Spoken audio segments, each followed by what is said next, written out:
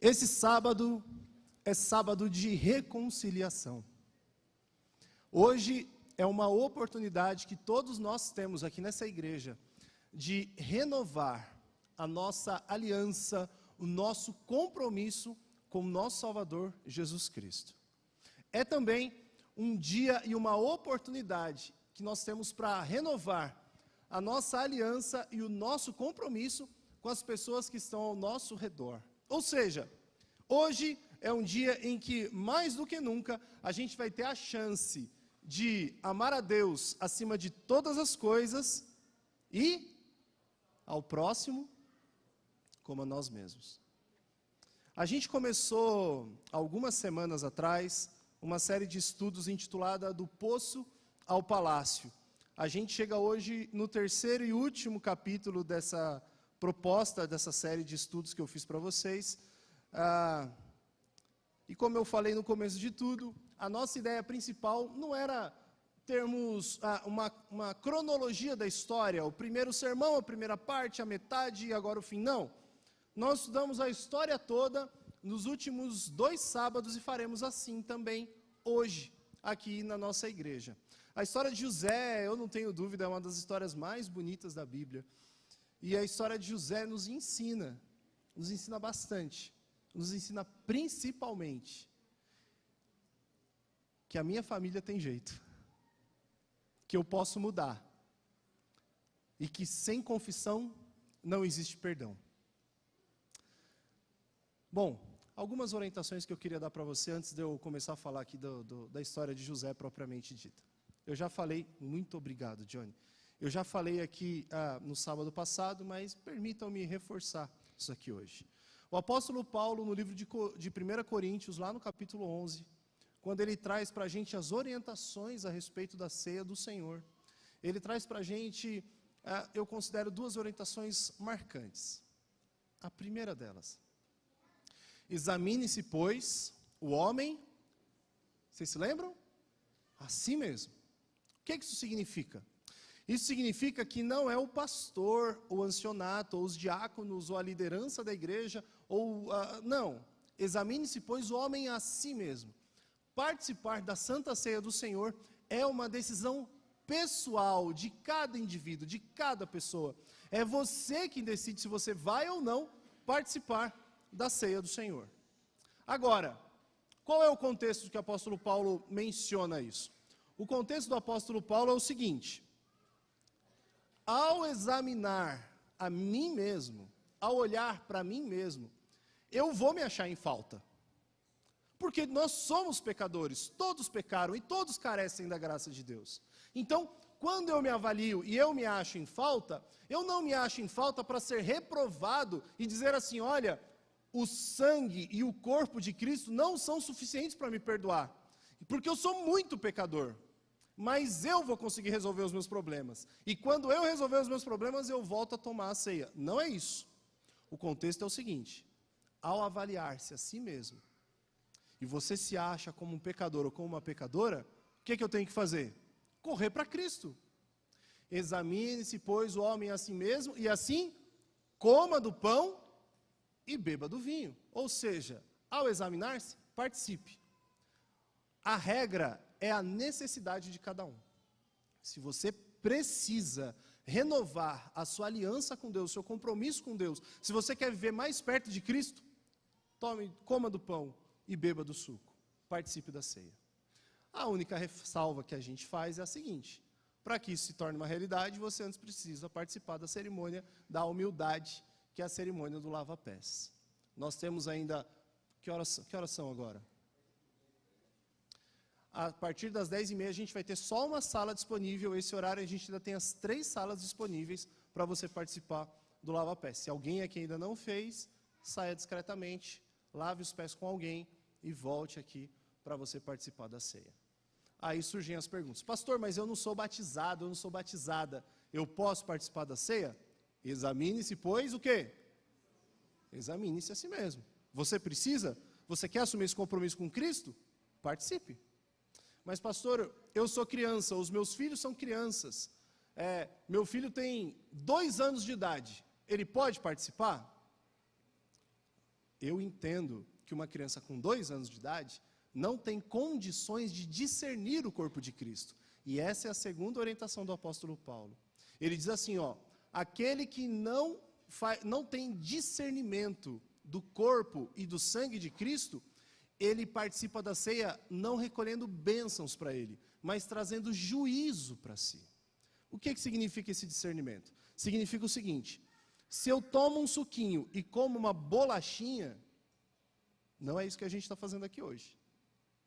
Hoje aqui, nós estamos participando do corpo e do sangue de Cristo. É um ato de salvação. É um exemplo pedagógico que a Bíblia nos traz para a gente lembrar do sacrifício de Jesus na cruz do Calvário. Então, se a sua criança não tem condições de discernir aquilo que está acontecendo aqui, eu recomendo a você que é pai e que é mãe que não autorize. Agora, se os seus filhos têm o discernimento daquilo que nós estamos fazendo, se o seu filho vira para você e fala assim, mãe, pai, ou se é alguém que está na sua responsabilidade, vó, tio, tia, eu quero participar porque eu quero assumir um compromisso com Jesus, eu incentivo você a permitir. Eu incentivo, mas a decisão final vai ser sua, tá bom? Do pai, da mãe ou dos responsáveis. Mas eu aprendi, nesse meu curto tempo de ministério, que a gente tem que valorizar as decisões que as nossas crianças tomam. Valorize as decisões que eles tomam hoje. Eu já vi muitos casos de crianças que queriam se batizar, queriam tomar a ceia e os pais não deixavam. E no futuro, quando os pais queriam que as crianças estivessem tomando ceia ou tomassem a decisão pelo batismo, quem não queria eram as crianças. Valorizem a decisão das crianças. É a sua responsabilidade, tá bom? Espero que todos vocês tenham se preparado, tenham lavado os pés uns dos outros e estejam prontos, aptos para renovar ou assumir esse compromisso com Jesus. Bom, dadas essas orientações, vamos aqui para a nossa conversa de hoje. Eu queria hoje começar contando a história para vocês desses 2 camaradas aqui, uma história do século XIX, lá do sul da Virgínia, nos Estados Unidos. Depois da Guerra Civil Americana, de uma das guerras que eles tiveram, os combatentes começaram a voltar para casa. Só que quando eles começaram a voltar para a casa da guerra, eles voltavam para casa, eles saíram da guerra, mas a guerra ainda não tinha saído de dentro deles. Os traumas psicológicos, as lutas que eles passaram, os combates que eles enfrentaram, tudo isso fez muito mal para o emocional dessas pessoas. Um dia, quando 2 jovens, eles estavam caminhando, eles viram um porco. E o porco que eles viram tinha uma marca. E eles falaram, ei, essa marca é a marca da nossa família. E foram tirar satisfação com quem estava com o porco. Eles falaram, não, esse porco é da minha família. A partir dessa discussão por causa de um porco, começou uma das maiores guerras civis. Não por razões políticas, mas pelo motivo de um porco. A guerra entre 2 famílias. Eu confesso para você que a primeira vez que eu ouvi falar dessas 2 famílias foi assistindo um desenho do Pica-Pau. A guerra dos Hatfield contra os McCoy. Essa guerra, essa disputa, foi uma disputa muito violenta. Começou por causa de um porco, mas deu sequência a disputas, a brigas, socos, facas, revólveres, espingardas, mercenários, advogados foram contratados, juízes foram corrompidos, tudo para tentar resolver agora a disputa, que sinceramente, décadas depois da história do porco, a maioria das pessoas da família nem sabiam mais pelo que tinha começado. Eles não tinham mais a menor ideia de por que tinha começado a briga entre os Hatfield contra os McCoy. Tem uma foto aqui de um dos lados da família. Me perdoem, eu esqueci agora, não lembro se é dos Hatfield ou se é dos McCoy. Mas a imagem aqui é o seguinte, eles não estão segurando uma vassoura na mão. Todos eles estão armados com espingardas, com armas, e era assim que eles andavam todos os dias. Décadas depois, quando os patriarcas da família morreram, os filhos começaram um processo de paz, até que em um dia eles assinaram um tratado de paz, apareceram até em programas de televisão para falar sobre isso no futuro. Bom, histórias de vingança, de raiva entre pessoas ou entre famílias, não é uma novidade. Se você gosta de ler, se você gosta de literatura, é possível que em algum momento você tenha lido uma obra, ou quem sabe até mesmo assistido algum filme ou uma série que falasse sobre a história dos Montecchio contra os Capuleto. A história de quem? A obra de Shakespeare, Romeu e Julieta. Por que foi tão vendida? Por que ficou tão famosa? Sabe por quê? Porque a gente, que é ser humano, tem um negócio na gente, que a gente gosta desse tipo de história. Traz uma certa atenção para a gente. É quase, eu não sei se eu sou exagerado em dizer assim, é quase como se corrompesse o nosso coração, ganhasse lugar da nossa atenção quando a gente vê uma história assim. Uma história que envolve vingança, uma história que envolve disputa, uma história que envolve tragédia. As pessoas ficam interessadas. Bom, seja Romeu e Julieta do século XVII, se não estiver enganado, seja a história dos Hatfield contra os McCoy no século XIX, a gente chega agora na nossa era, o século XXI. O século XXI, alguém teve uma ideia incrível. E a ideia da pessoa foi a seguinte: eu vou inventar um negócio aqui, que eu vou acabar com a paz de todo mundo. Um negócio chamado WhatsApp. E aí a pessoa fala assim, para tornar pior, eu vou fazer que dentro do WhatsApp dá para ter grupo. E aqui no grupo, eu vou dar uma chance para que as pessoas discutam se o Palmeiras é melhor do que o Corinthians. Se é melhor ser de uma religião ou se é melhor ser de outra religião. Qual estado que é melhor, São Paulo ou Rio de Janeiro? Qual candidato político é melhor, A ou B? E aí, dentro do grupo do WhatsApp, começa uma discussão, começa uma briga, e ninguém chega em lugar nenhum.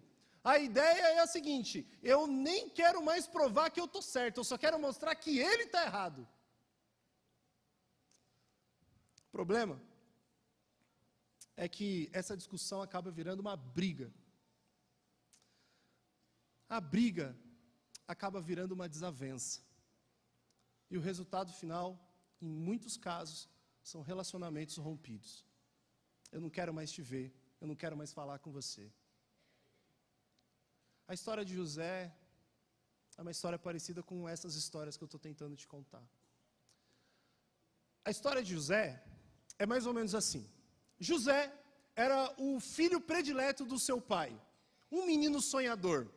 José tinha grandes sonhos, mas ele gostava e costumava partilhar esses sonhos sem muito cuidado, sem muito zelo. Ele falava para quem ele pudesse, a hora que ele pudesse. Contava tudo. Os irmãos de José criaram um ódio tão grande de José, que eles falaram assim, não quero mais conviver com ele. Vamos mandar ele para longe. Vamos fazer o seguinte, vamos matar. Não, vocês estão loucos? Vamos matar.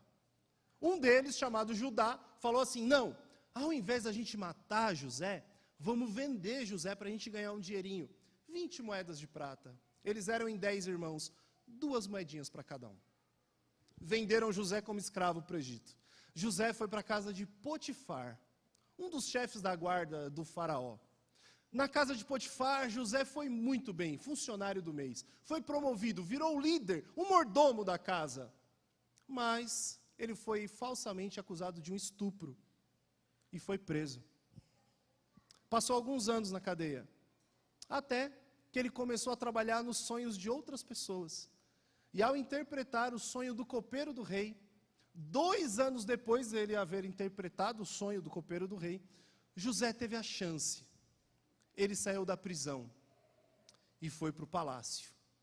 Conheceu o faraó, interpretou os sonhos do faraó, trouxe esperança para o coração de faraó e foi agora contratado, governador, primeiro-ministro do Egito. Anos depois, ele tem a chance de reencontrar-se com seus irmãos e com seu pai. E a parte da história que eu quero focar com você hoje é no relacionamento de José com seus irmãos e também com seu pai. O primeiro verso que eu quero ver com você está no livro de Gênesis. Se estiver pequeno aqui, eu peço que você pegue aí o texto bíblico no seu celular, na sua Bíblia, e que você acompanhe aqui comigo. Gênesis capítulo 37. Eu quero ler a partir do verso 31 com você. Gênesis capítulo 37, verso 31 até o verso 35. Gênesis 37, do verso 31 até o verso 35. Após terem vendido José, os irmãos traçam um plano. Como a gente vai contar para o nosso pai que José sumiu? Então, verso 31. Eles mataram um bode, mergulharam no sangue a túnica de José e a mandaram, olha as palavras, eles a mandaram para o pai, eles não levaram, certo? Eles mandaram para o pai, eles não tinham coragem de encarar o pai deles. E mandaram ao pai com este recado, olha o recado, achamos isto, veja se é a túnica do nosso irmão. É assim que está escrito aí na sua Bíblia? Foi assim que eu coloquei na versão aqui. Você pode pesquisar em qualquer tradução bíblica, em nenhuma delas vai estar assim, ó, é a túnica do nosso irmão. Em todas elas vai ser assim, ó, é a túnica do teu filho. É quase que se eles dissessem para o pai deles assim, ó, daquele moleque, daquele pirralho, não é a nossa família, não é o nosso sangue, não é um de nós. Olha o verso 33. Jacó a reconheceu e disse, é a túnica do meu filho. Um animal selvagem o devorou. José foi despedaçado. Então, Jacó rasgou as suas próprias vestes, vestiu-se de pano de saco e chorou muitos dias por seu filho. Todos os seus filhos e filhas vieram consolá-lo, mas ele recusou ser consolado. Não, chorando descerei à sepultura, para junto do meu filho, e continuou a chorar por ele. Jacó entrou em um processo de depressão profunda. Porque não é natural que um pai e uma mãe enterrem seu filho. Jacó ficou mal. Os filhos de Jacó, os irmãos de José, os 10, eles perceberam a profundidade, as consequências da ação que eles escolheram tomar. O que a gente fez? A gente acabou com o nosso pai. Desde o dia em que eles venderam José para o Egito, até o dia, que é o próximo verso que a gente vai ler, que eles reencontram com José no Egito, a gente pode estimar que se passaram 22 anos. 22 anos. José foi com 17 para o Egito. Provavelmente ele tinha os seus 39, 40 anos quando eles se reencontraram. Mas, imagina, a Bíblia não conta, imagina como é que foi o clima lá na casa de Jacó esses 22 anos. Os irmãos de José eram mais velhos que ele, provavelmente já eram casados, provavelmente já tinham filhos. Jacó perdeu a alegria de brincar com seus netos. Jacó perdeu a alegria de cuidar do seu rebanho. Jacó perdeu a alegria de administrar a sua família. Sabe aqueles almoços de família, quando a gente reúne com tio, com tia, com vô, com vó, com neto, com primo, junto um monte de gente come, todo mundo dando risada, feliz? Jacó não tinha mais isso. A vida de Jacó tinha acabado, porque ele tinha perdido seu filho. E os outros 10 tiveram que conviver com isso 22 anos. Tem 2 livros que eu queria te indicar. Um deles chama Patriarcas e Profetas, e o outro chama Os Escolhidos. Os dois são o mesmo livro com versões diferentes. A mesma autora, a autora Ellen White. Nesses 2 livros, ela conta, ou ela relata para a gente algumas coisas que aconteceram nesses bastidores, e várias dessas coisas eu estou dividindo aqui com vocês. Ela sugere para a gente que nesse período em que eles ficaram convivendo com o pai e vendo aquilo que eles fizeram para o pai, o coração desses irmãos começou a mudar. Vamos cuidar do nosso pai. Vamos ajudar o nosso pai. E Benjamim? Vamos cuidar de Benjamim. Benjamim é nosso irmão. Benjamim faz parte da nossa família. Benjamim era o caçula. Benjamim era irmão de José por parte de mãe e pai. Os outros 10 era tudo por parte de pai. A família cresceu e virou uma bagunça, desculpa falar assim. Eram 4 mães diferentes.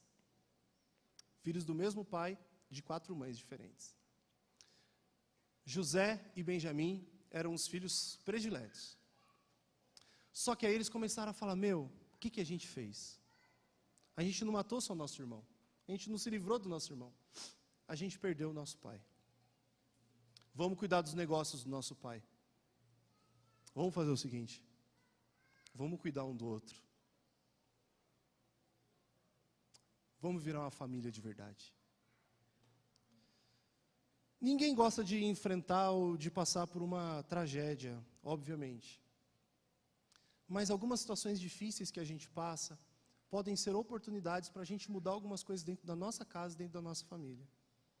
Oportunidades.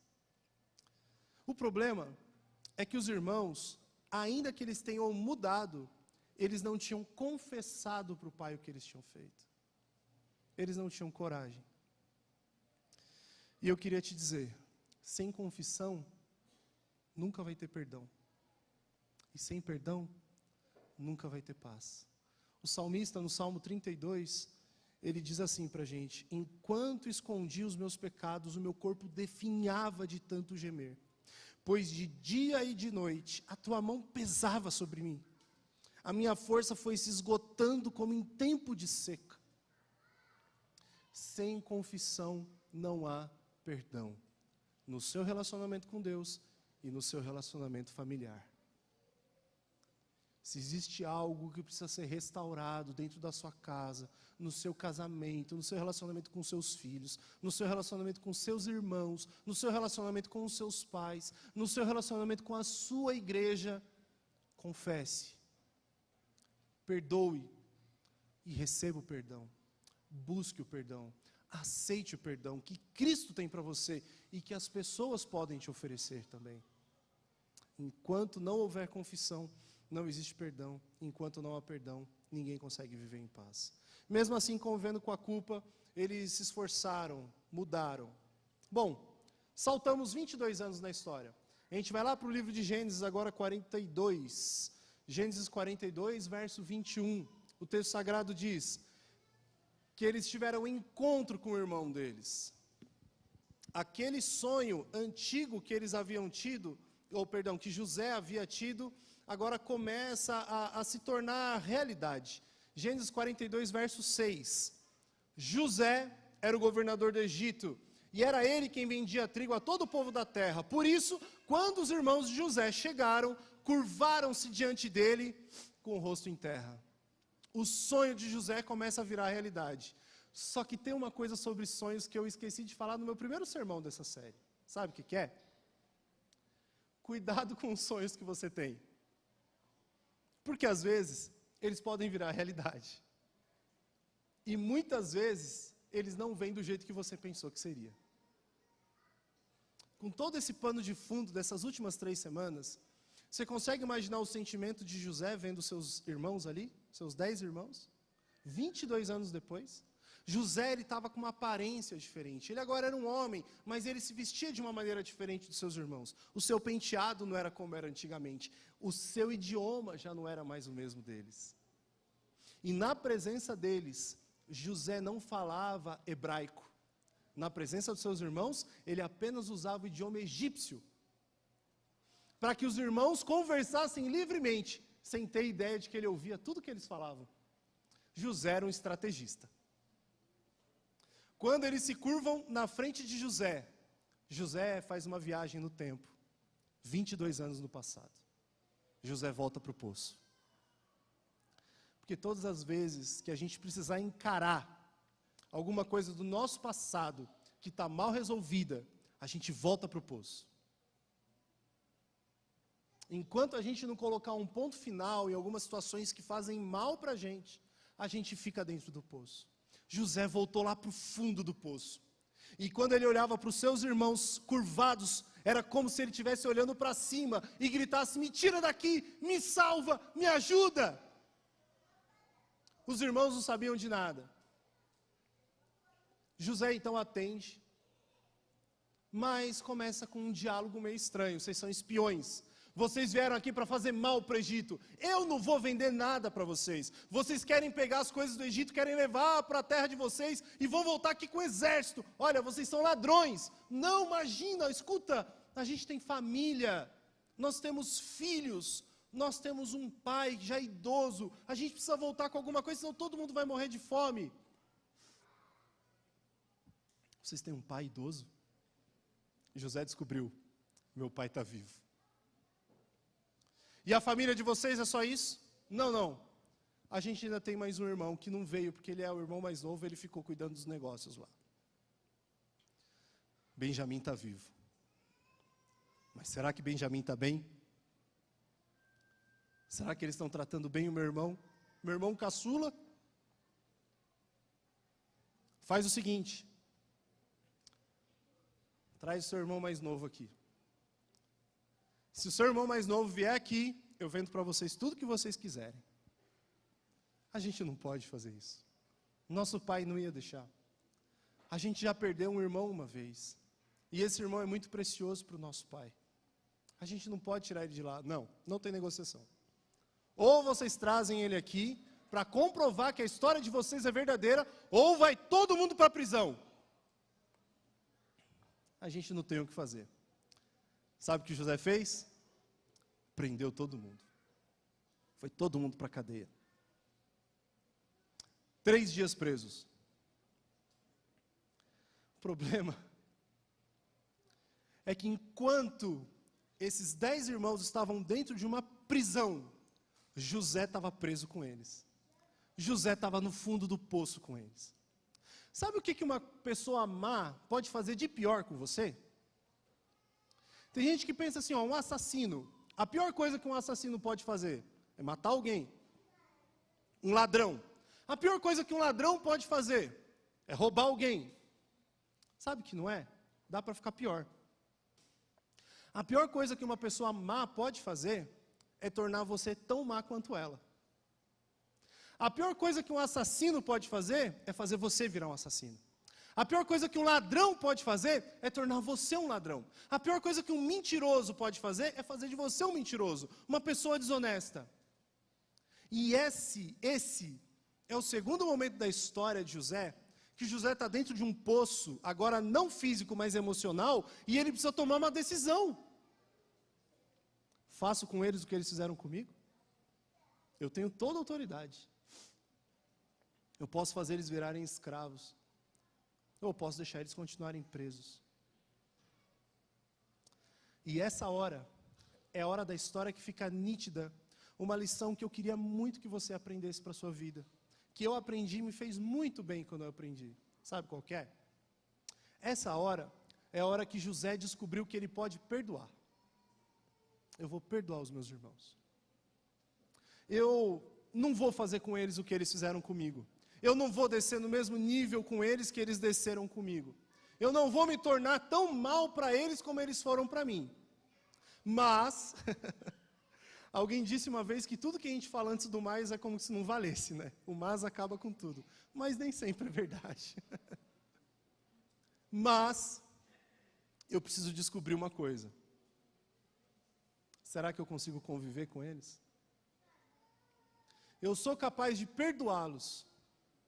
Mas agora eu preciso descobrir se eu sou capaz de conviver com eles.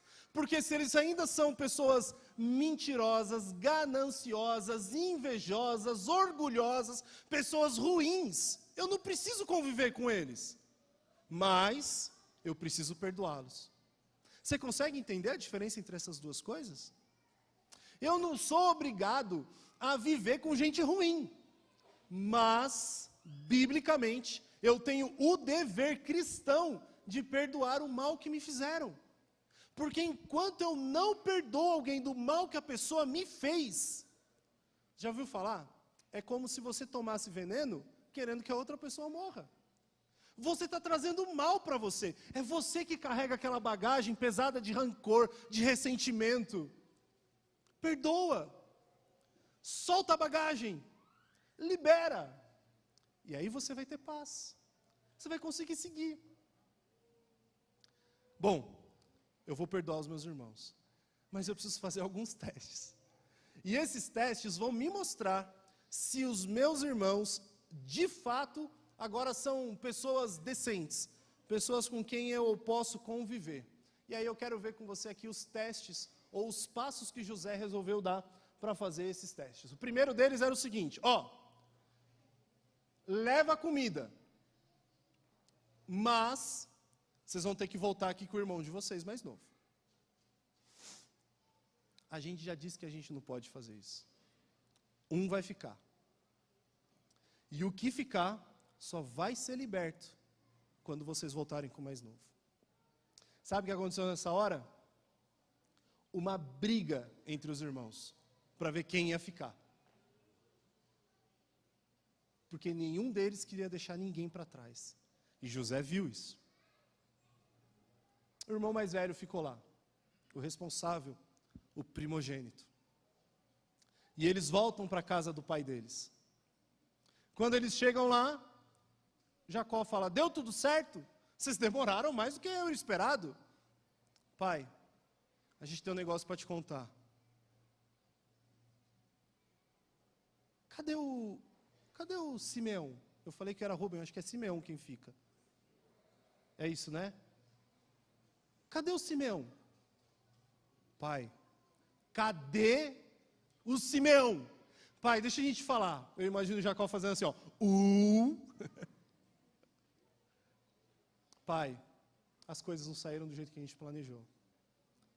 O primeiro-ministro lá, o governador, o cara tá doido.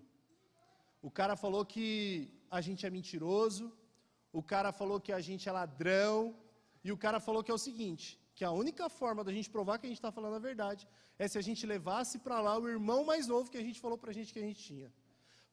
Imagina o Jacó é malandro, para que vocês foram falar que vocês tinham outro irmão? Ai, pai, escapou. Bom, olha a situação que vocês estão me colocando, Jacó disse. Eu perdi José. Essa parte da história é bonita. Eu perdi José. Eu perdi Simeão. E agora vocês também querem levar o Benjamim? Você consegue perceber o que Jacó fez nessa hora aqui? Eu perdi José. Eu perdi Simeão. E agora vocês querem levar Benjamim? Essa é a primeira vez na história que Jacó coloca os filhos dele todos no mesmo nível. Todos são meus filhos.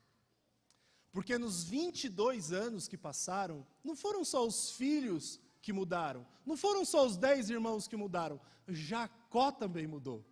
Jacó também aprendeu. Eu tenho que tratar os meus filhos da mesma maneira. Eu tenho que amar todos eles. Eu tenho que dar condições para todos eles. Todos eles são meus filhos. Eu não posso perder mais nenhum de vocês. Eu amo todos vocês. Sabe o que a Bíblia conta para a gente desse trecho? Que a comida acabou. Se eles foram buscar provisões e a comida acabou, significa que eles não pegaram Benjamim e voltaram no dia seguinte para o Egito, certo? Passou um dia, uma semana, um mês, a Bíblia não fala. Eu gosto, quando vejo a história de José, de bater nesse fator tempo. Ele tinha 17 anos, com 39 virou governador, porque quando a gente lê na Bíblia, parece que é tudo rápido, né? Ele foi vendido hoje, amanhã ele foi preso, no dia seguinte ele interpretou, semana que vem ele já é o governador. Não foi, é tempo. Gente, 22 anos carregando um fardo. Quando os irmãos ficaram esses 3 dias presos lá no Egito, eles tiveram a chance de lavar a roupa suja. A Bíblia fala que eles conversaram e disseram assim, a gente está aqui por causa do que a gente fez com José. Aí o outro falou assim, mas foi você que deu a ideia, mas foi você que vendeu, mas ninguém pediu. E eles fizeram uma aliança entre eles. Lavaram a roupa suja. José teve também esses 22 anos para olhar com um olhar de amor para cada um dos filhos dele.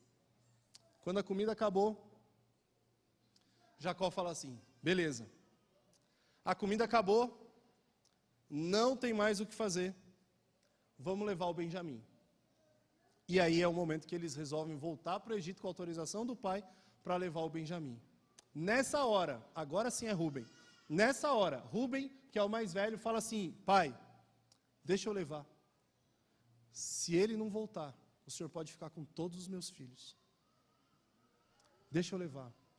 Porque a hora que Rúben fala assim, ó, eu já deixei um irmão meu no poço uma vez. Eu não vou cometer o mesmo erro 2 vezes. Eu vou buscar o meu irmão. Amada igreja, será que a gente, em algum momento da nossa história, na nossa carreira cristã, a gente deixou algum irmão para trás? O Senhor hoje está dando para a gente a oportunidade de, assim como Rúben fez, de falar assim: olha, não vou deixar ninguém para trás. Igreja do Belém, não vamos deixar ninguém para trás. Vamos buscar quem está perdido. Vamos buscar quem está longe. Porque quem está longe da gente está fazendo falta. Quem um dia já esteve sentado aqui e não senta mais com a gente, está fazendo falta. É para o nosso bem, é para o bem deles também, mas é para o nosso bem, para o nosso crescimento cristão. Pai, se eu não voltar com meu irmão, o Senhor pode ficar com todos os meus filhos. Eles vão para lá, eles seguem a viagem deles. Voltam para o Egito agora com Benjamim. Quando eles chegam, José tem um encontro com o seu irmão mais moço, seu irmão mais novo. A Bíblia fala que na hora que ele vê Benjamim, adulto, saudável, bem, amado e amparado pelos irmãos, ele sai do lugar que ele está. É como se ele entrasse naquela portinha, fosse lá para o fundo da igreja e chora. Quando ele se recompõe, ele volta para aquele ambiente e fala assim: quero jantar com vocês. Uma ceia. A mesa é posta. Os lugares dos irmãos organizados por ordem de nascimento. E a comida é servida. Imagina que se algum deles recebeu uma coxinha, Benjamim recebeu 5. Se um deles recebeu um pedaço de lasanha, Benjamim recebeu 5. Se a sobremesa era um petit gâteau, Benjamim recebeu 5. José provoca, e ele falava tudo com o intérprete, viu? Vocês não acham ruim que ele tenha muito mais que vocês? Não tem problema não, Vossa Alteza. Pode dar até mais para ele, se o senhor quiser. José começou a perceber que as coisas estavam diferentes. Quando termina o jantar, eles vão se preparar para ir embora. José preparou mais uma prova. José, ele colocou dentro da mochila, da bolsa de Benjamim, a sua taça de prata. A taça de prata, ela tinha um símbolo na cultura egípcia. Eles acreditavam que era como se fosse uma taça mágica. Apenas governantes tinham essa taça. E essa taça, ela inibiria a efetividade de um veneno, por exemplo. Então, era a taça que só José tinha e que só ele utilizava. Ele deu ordens, pegaram aquela taça, colocaram na mochila de Benjamim. Quando eles estão indo embora, fala assim: volta, recebi vocês na minha casa, alimentei, estou mandando comida para o paizinho velhinho de vocês, e vocês me aprontam uma dessa? Vocês vieram aqui para me roubar? Sabia que vocês eram ladrões. Do que o senhor está falando? A minha taça. Fala logo quem pegou. Essa hora, os irmãos falam assim: o senhor pode olhar na bagagem de todo mundo aqui. Nenhum de nós fizemos isso. Nenhum de nós trapaceamos o Senhor. Gente, 22 anos atrás, se alguém os acusasse de ter feito algo assim, eles falavam assim: ó, comigo não tá, eles eu já não sei. 22 anos depois, o relacionamento deles era tão íntimo, tão profundo, que eles falaram assim, ó, duvido que alguém aqui pegou, o senhor pode olhar. Eles confiavam um no outro. Eles confiavam um no outro. E eles olharam do mais velho até o mais moço. Quando abriu a de Benjamim, está lá a taça. Não acredito.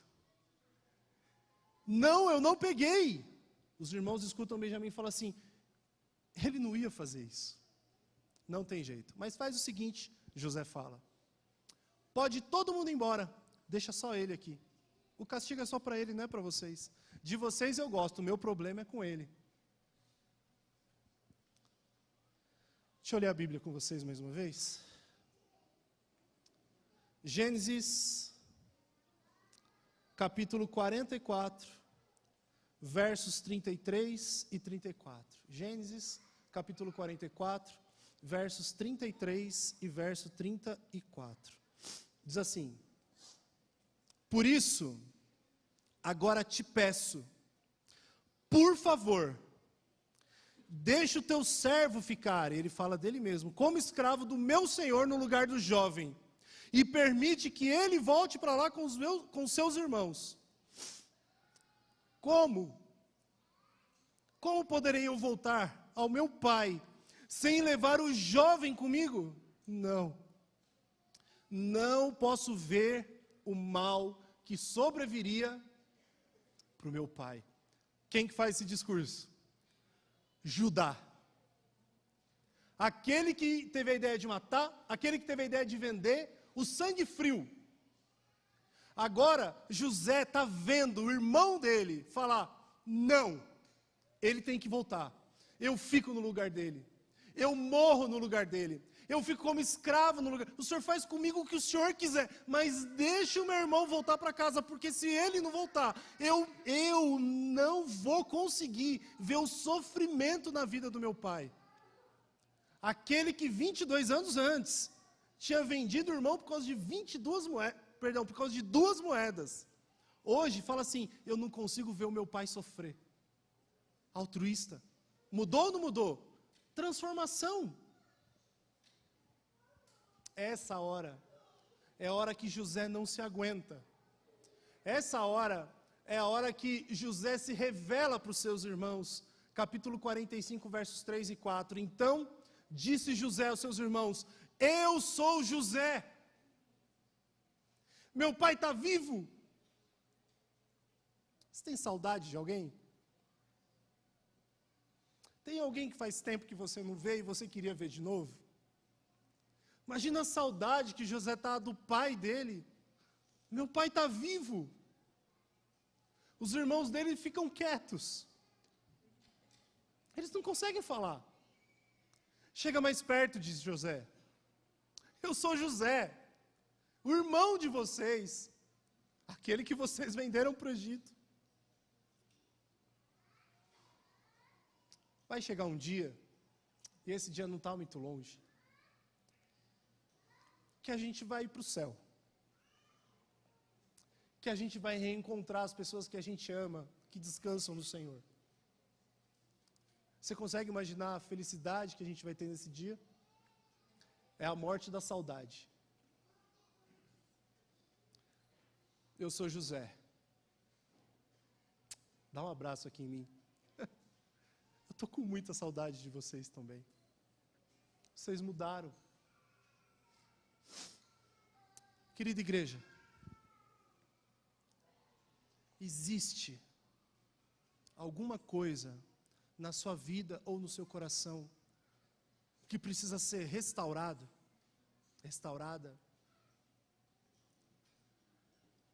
Existe alguém a quem você precisa procurar para pedir perdão? Existe alguém que você precisa procurar para confessar alguma coisa, para restaurar um relacionamento, para restaurar uma família, para restaurar uma amizade? A história de José, eu estou estudando com vocês há 3 semanas, só para poder chegar aqui hoje e falar para a minha igreja que eu amo do fundo do meu coração. Enquanto não tiver confissão, não tem perdão. E enquanto não tiver perdão, não tem paz. Se existe alguém com quem você precisa conversar, como teu pastor, eu te peço, independente do sentimento que você possa ter por mim, então eu falo como ministro do Evangelho, em nome de Jesus, procure a pessoa que você precisa procurar e peça perdão. Ainda que você seja a parte ofendida, peça perdão. Reconcilie-se. Renova a tua aliança com a pessoa que está do teu lado, porque se você não fizer isso, você também não vai conseguir renovar a tua aliança com a pessoa que está lá em cima. Hoje é dia de reconciliação. Hoje é dia de perdão. Eu gosto desse momento da história. José fala assim: traz o pai para cá. Vocês estão vivendo lá, a terra está ruim, vem morar aqui, eu tenho um lugar bom para vocês. Vem com o pai, vem vocês, traz mulher, traz meus sobrinhos, eu quero conhecer todo mundo. E eles vêm numa grande carreata para um lugar chamado Gozém. José, de carruagem pronta, partiu para Gozém, para encontrar-se com seu pai, Jacó, Israel. Assim que o viu, correu para abraçá-lo, e abraçado a ele, chorou longamente. 22, 23 anos. Que saudade que eu estava de você. Como você fez falta na minha vida.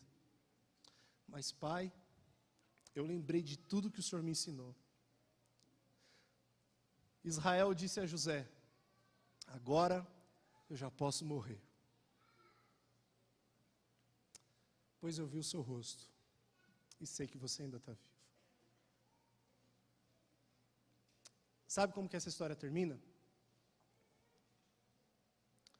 Essa história termina com José apresentando para o seu pai a sua maior conquista.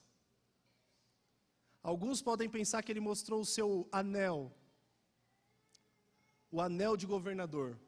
Alguns podem pensar que ele mostrou a sua casa. Alguns podem pensar que ele falou assim: pai, está vendo tudo isso aqui? Eu estou mandando em tudo. Ele não faz nada disso. Ele fala assim: pai, queria mostrar para o Senhor as minhas maiores conquistas. A minha mulher e os meus filhos. Vamos recapitular algumas coisas? Abraão, o pai da fé, 2 esposas, 2 filhos, um com cada um. Isaac, uma esposa, 2 filhos, amava mais a um filho do que o outro. Jacó podia ter olhado isso e ter falado assim: eu não vou ter 2 mulheres, e eu vou amar os meus filhos todos do mesmo jeito. 4 esposas, 12 filhos, amava mais um do que todos os outros. José, aqui está minha esposa e os meus 2 filhos, seus netos. Sabe o que José faz? Ele quebra um ciclo. Agora comigo vai ser diferente, pai. E eu aprendi isso com o Senhor, orando, relembrando tudo que o Senhor me ensinou, com as suas ações e também com as suas palavras. Em vários momentos, José tem que aprender com um contraste. Eu vou fazer diferente, porque eu quero ser melhor. Mas ele faz. Hoje, a Igreja Adventista celebra um dia chamado Quebrando o Silêncio. Quebrar o silêncio é uma oportunidade que nós temos, como filhos de Deus, de quebrar um ciclo de violência, de adicção. Um ciclo que pode você achar que você é fadado a dar sequência àquilo que os seus pais, os seus avós, os seus amigos do lugar em que você cresceu fizeram. Não, você pode fazer diferente, com a ajuda de Deus. Com a ajuda de Deus. Quebrando o silêncio, quebrando um ciclo, mudando a história. Pai, está aqui a minha mulher, está aqui os meus filhos. A minha maior conquista. Querida igreja, quero recapitular com você para a gente encerrar e ir para a nossa última parte. Deus torna os nossos sonhos realidade. Deus é capaz de fazer isso. Deus é capaz de tirar a gente do poço, do poço emocional, do poço social, do poço que você está, seja ele físico ou seja um poço abstrato. Deus é capaz de tirar você do poço e de te levar para um palácio. O palácio não é uma casa grande, o palácio não é um salário alto, o palácio é uma família bem ordenada. Deus é capaz de tirar você do poço da tristeza, da solidão e colocar você dentro de um palácio de paz, de alegria, de perdão e de recomeço. E por fim, Deus restaura famílias e pessoas através do perdão. Sem confissão, não há perdão. E sem perdão, não há paz. Deus, Ele é capaz de fazer por você muito mais do que aquilo que você pede, muito mais do que aquilo que você sonha. E hoje, a gente se reúne aqui na casa de Deus para juntos celebrarmos esse momento. O momento em que juntos declaramos: Senhor, eu quero ter vida nova. Eu quero ter o meu nome escrito no livro da vida. Eu preciso da tua companhia ao meu lado. Eu preciso da tua bênção e da tua direção. Por isso, eu quero renovar a minha vida através do sacrifício do seu corpo e do seu sangue.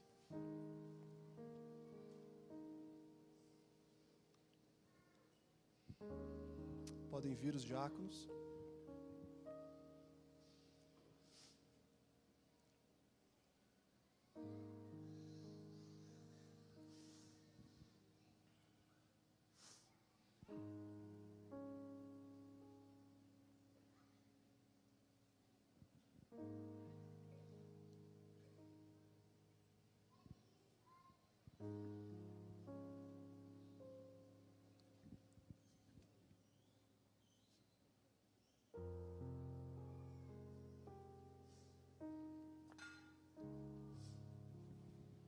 Muito bem. Você que se preparou para esse momento espiritual, você que participou já do Lava Pés, todos estão convidados a juntos, a partir desse momento, nos sentarmos à mesa com o Senhor. Lembre-se, tudo que nós faremos a partir desse momento é muito, muito solene, é muito sagrado.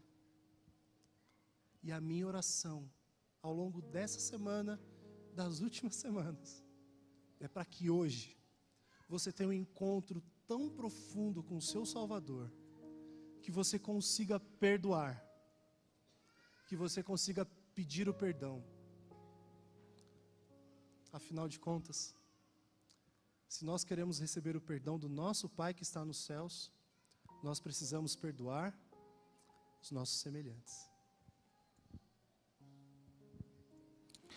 Convido a igreja para ficar todos de pé, para lermos juntos o livro de 1 Coríntios, no capítulo 11, no verso 23 e 24. Porque eu recebi do Senhor o que também vos entreguei, que o Senhor Jesus, na noite em que foi traído, tomou o pão, e tendo graças o partiu e disse: Este é o meu corpo, que é dado por vós. Fazei isso em memória de mim. Vamos nos colocar de joelhos e orarmos a Deus.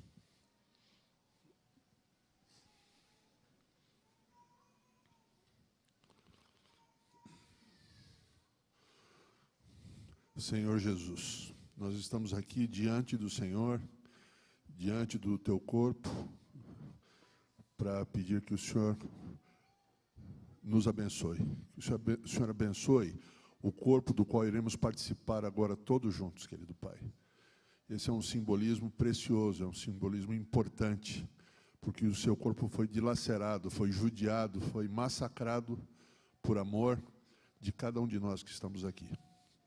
E nós Te agradecemos por esse sacrifício. Te agradecemos porque o Senhor nos dá uma segunda chance.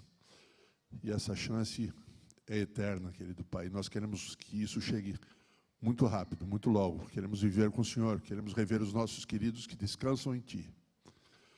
E que o Senhor tome conta dessa congregação agora. trazendo perdão aos nossos pecados, trazendo iniciativa de perdão, iniciativa de novo congraçamento, de novas relações, querido Pai, que só o Senhor pode refazer, assim como fez com a vida de José e sua família. Nós estamos aqui nos entregando para que o Senhor tome conta das nossas mentes, dos nossos corações, das nossas iniciativas. Abençoe esse corpo do qual iremos participar agora, querido Pai. Em Teu nome te pedimos e te agradecemos. Amém. Bom, nós vamos proceder agora da seguinte maneira. Você que deseja participar da ceia, que se preparou e lavou os pés, eu vou pedir que você aguarde em pé até o momento em que você recebe o pão. Quando você receber o pão, assente-se, não coma o pão ainda, para que quando todos nós tivermos recebido o pão, nós participaremos todos juntos, ok? Enquanto é servido, eu quero ler aqui para vocês o texto de Isaías, capítulo 53, que diz assim: Quem creu na nossa pregação, e a quem foi revelado o braço do Senhor? Porque foi subindo como renovo perante ele, e como raiz de uma terra seca, não tinha aparência nem formosura. Olhámo-lo, mas nenhuma beleza havia que nos agradasse. Era desprezado, e o mais rejeitado entre os homens, homem de dores,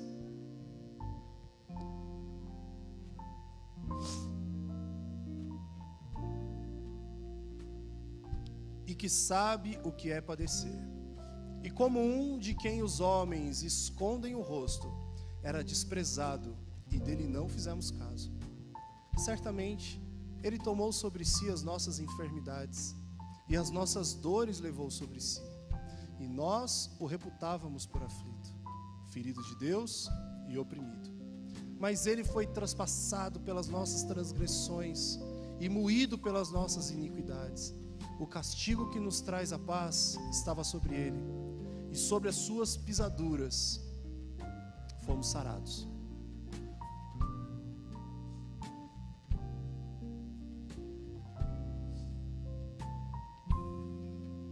Todos nós andávamos desgarrados como ovelhas, cada um se desviava pelo caminho, mas o Senhor fez cair sobre ele a iniquidade de nós todos.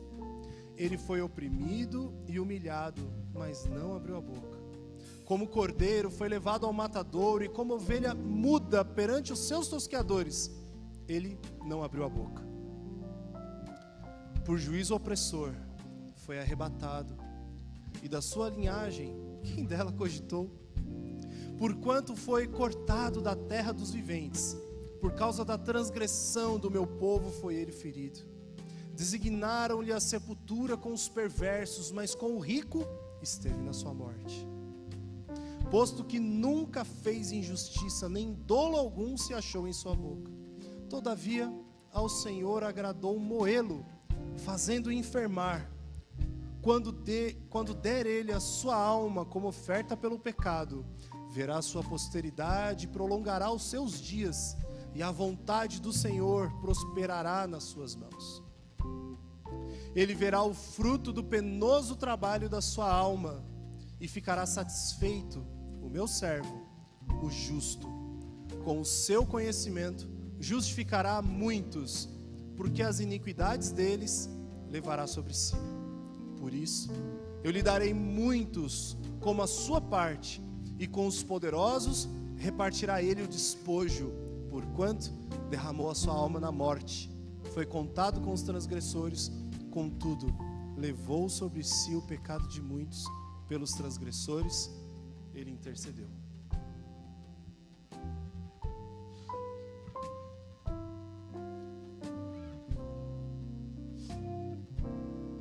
O pão que você está recebendo, ele simboliza o corpo de Cristo.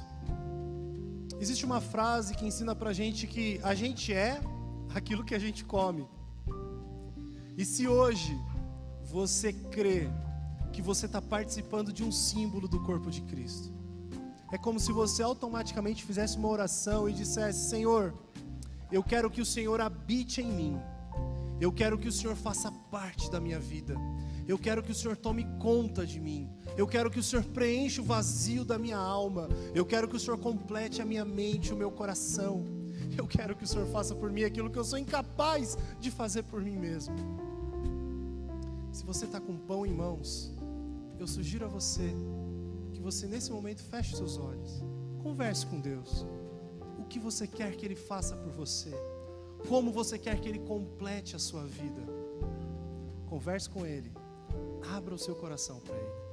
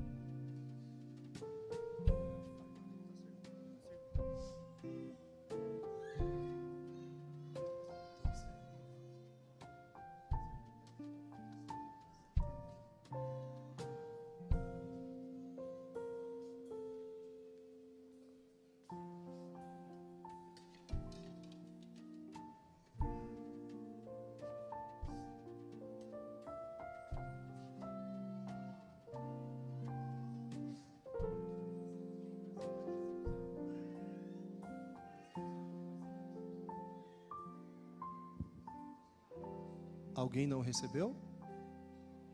Pegou? Já recebeu, André. Todos receberam? A recepção, alguém já foi lá. Vocês aí no fundo não receberam?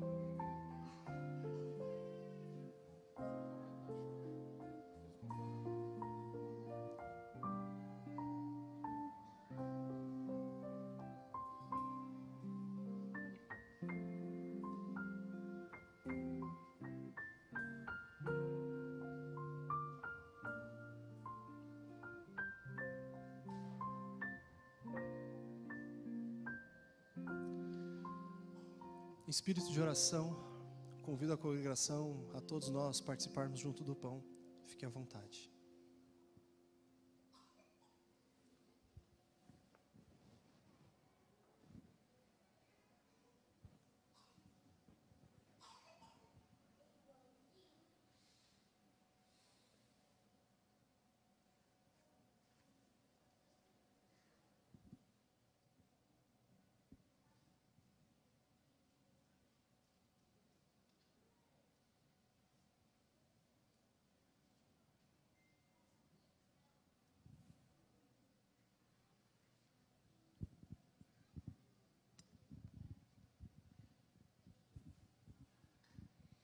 Convido a igreja a se colocar em pé para a leitura bíblica.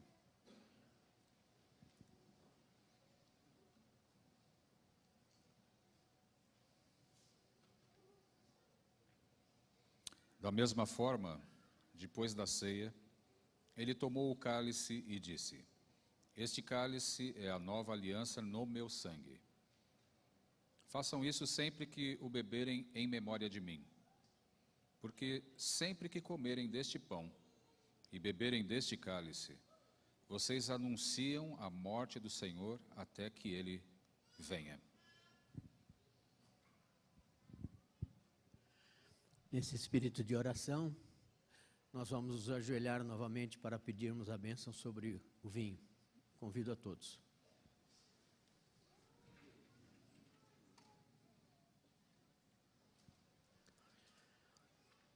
Nosso Deus e nosso Pai, é grande, Senhor Deus, a alegria que transborda do nosso coração porque nos sentimos na Sua presença. Buscamos através dessa cerimônia, ó Pai querido, a remissão dos nossos pecados. Esse símbolo do vinho significa o sangue que o Senhor verteu na cruz do Calvário, que nos garante a salvação eterna, desde que acreditemos nesse sacrifício e guardemos os seus mandamentos. Te louvamos, ó Pai querido, porque nas cerimônias todas dos anos que estamos passando, isso tem revigorado a nossa fé, e reordenado os nossos caminhos em direção ao céu. O nosso pedido agora é a bênção para que todos que aqui estão conosco aceitem o seu sacrifício, entregue a sua vida nas tuas mãos e sigam na direção do caminho da vida eterna. Louvamos o teu nome pela maneira como o Senhor falou conosco pela palavra que foi colocada aqui. O perdão, a graça, a misericórdia vem do Senhor, mas nós devemos exercitar isso entre nós enquanto o Senhor não voltar. É o nosso pedido de oração em nome de Jesus. Amém.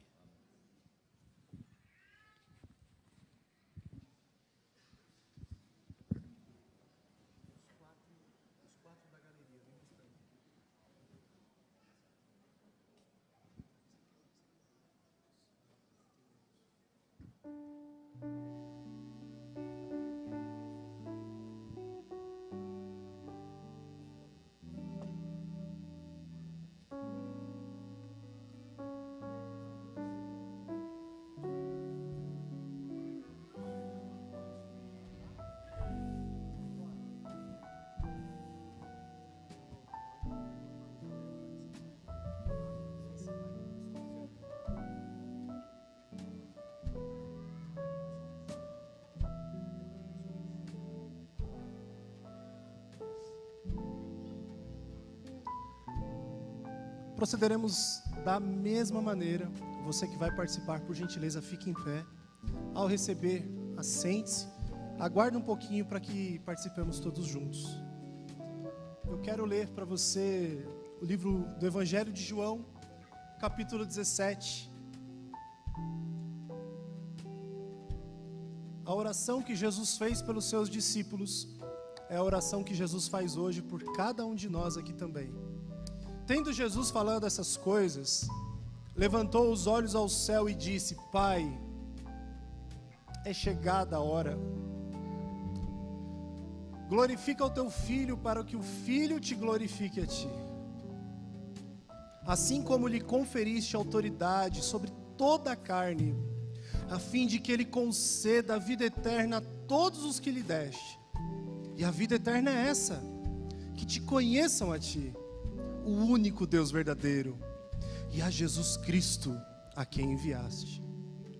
Eu te glorifiquei na terra, consumando a obra que me confiaste para fazer. E agora, glorifica-me, ó Pai, contigo mesmo, com a glória que eu tive junto de ti, antes que houvesse mundo. Manifestei o teu nome aos homens que me deste do mundo, eram teus. Tu me confiaste, e eles têm guardado a tua palavra. Agora, eles reconhecem que todas as coisas que me tens dado provêm de ti, porque eu lhes tenho transmitido as palavras que me deste, e eles as receberam e verdadeiramente conheceram que saí de ti e creram que tu me enviaste.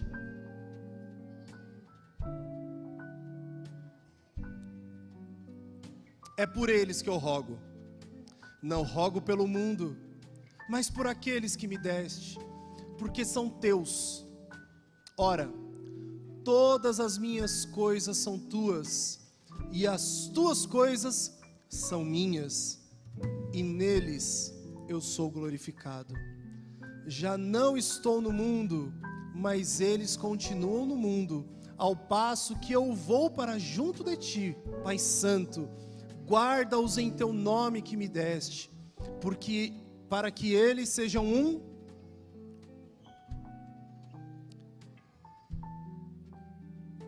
Não peço que os tires do mundo, e sim que os guardes do mal.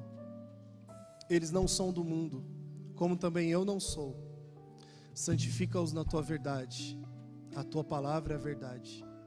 Assim como tu me enviaste ao mundo, também eu os enviei ao mundo, e a favor deles me santifico a mim mesmo, para que eles também sejam santificados na verdade. Não rogo somente por estes, mas por aqueles que vierem a crer em mim, por intermédio da sua palavra, a fim de que todos sejam um, e como és tu, ó Pai, em mim e eu em ti, também sejam eles em nós, para que o mundo creia que tu me enviaste. Eu lhes tenho transmitido a glória que me tem dado, para que sejam um como nós somos, eu neles e tu em mim, a fim de que sejam aperfeiçoados na unidade, para que o mundo conheça que tu me enviaste e os amaste, como também amaste a mim. Pai, a minha vontade é que onde eu estou estejam também comigo os que me deste, para que venham a minha glória, para que vejam a minha glória que me conferiste, porque me amaste antes da fundação do mundo. Pai justo, o mundo não te conheceu, eu porém te conheci, e também estes compreenderam que tu me enviaste. Eu lhes fiz conhecer o teu nome, e ainda o farei conhecer, a fim de que o amor com que me amaste esteja neles, e eu neles também esteja. Jesus deixou várias promessas para a gente, mas dentre tantas promessas, uma delas é no mínimo inusitada. Jesus, quando faz a ceia com seus discípulos, assume um compromisso, e ele fala assim: eu nunca mais vou tomar desse suco. Obrigado. Eu nunca mais vou tomar desse suco. Apenas tomarei desse suco no dia em que os meus filhos estiverem no céu comigo. Quanto tempo demora para Jesus voltar? O tempo da volta de Jesus é o tempo de uma vida. Para algumas pessoas, a volta de Jesus está bem mais perto, porque elas já estão descansando, esperando por esse dia. Para nós, talvez mais alguns dias, mais alguns anos, mas aquele que há de vir, virá, e não tardará.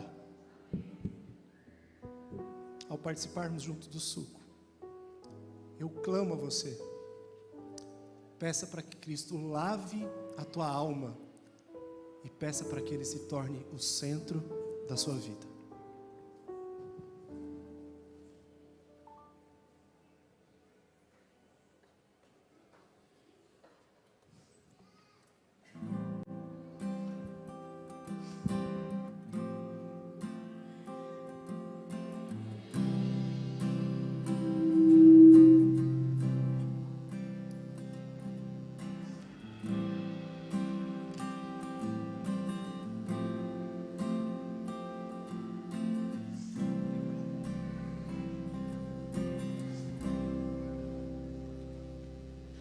Aquele que em suas mãos detém a força e todo o poder.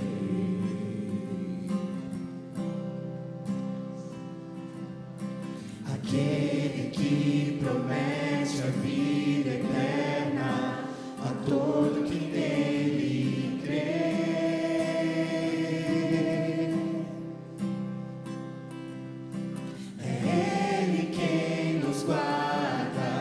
Que operando quem impedirá.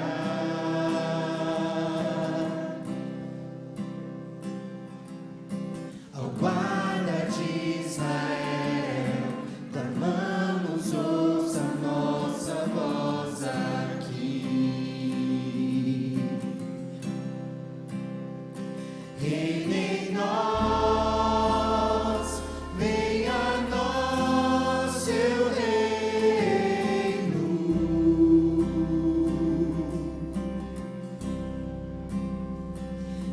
em nós, venha a nós a glória a Deus. Seja o centro, seja tudo a todos nós.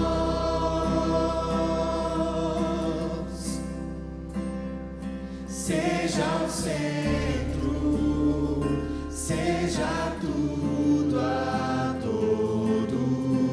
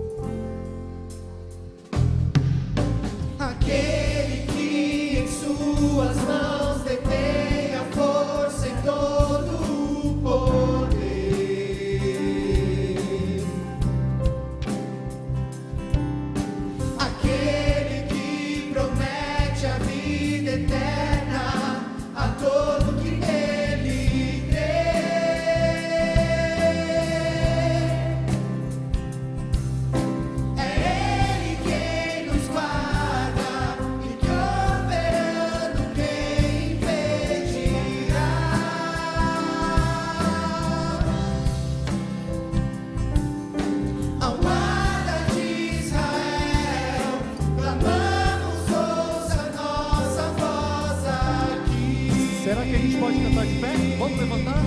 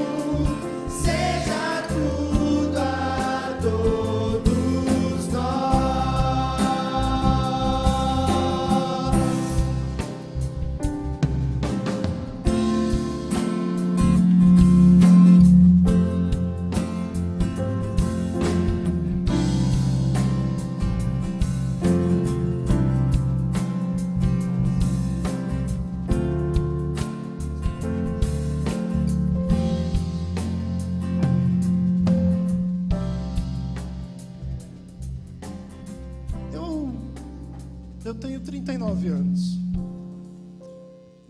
A idade que eu acho que José tinha, né? Quando era governador.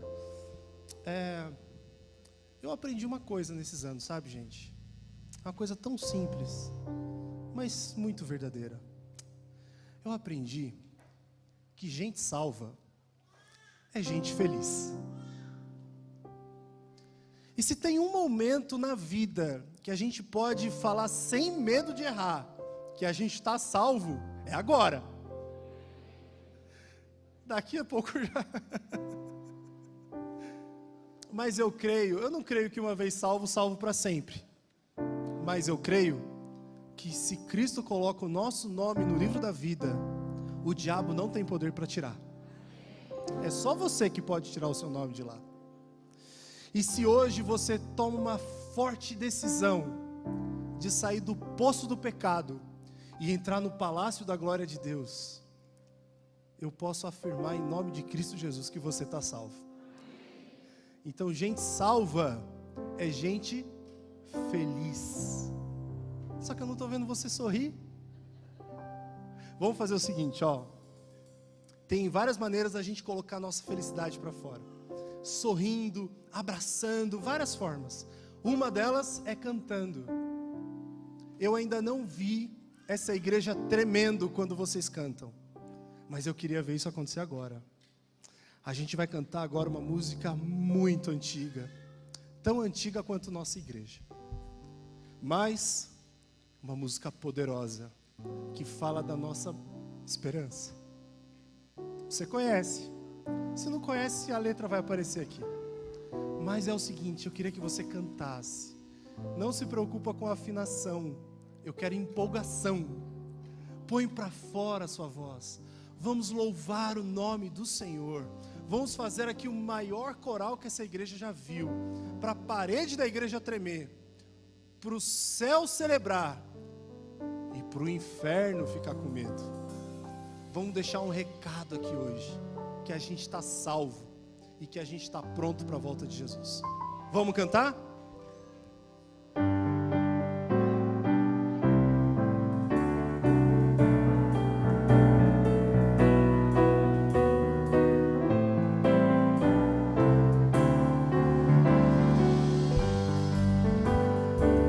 Vamos juntos.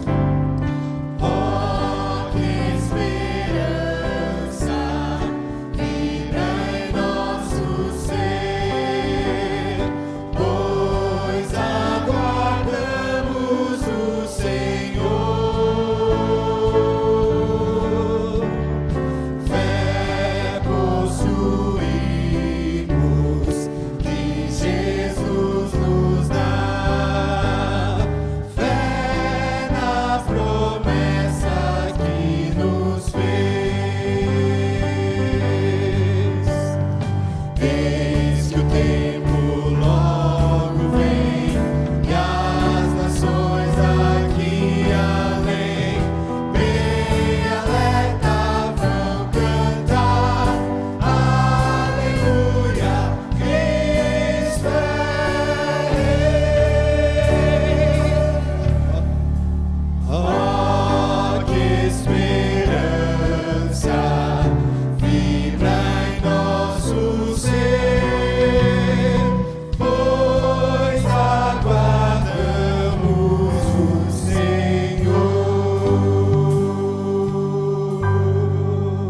Que a graça de Jesus, o amor de Deus, o nosso Pai, e a comunhão com o Espírito esteja conosco hoje e para todo sempre.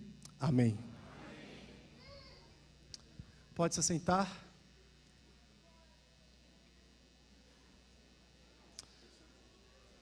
Nos despedimos daqueles que nos acompanham à distância.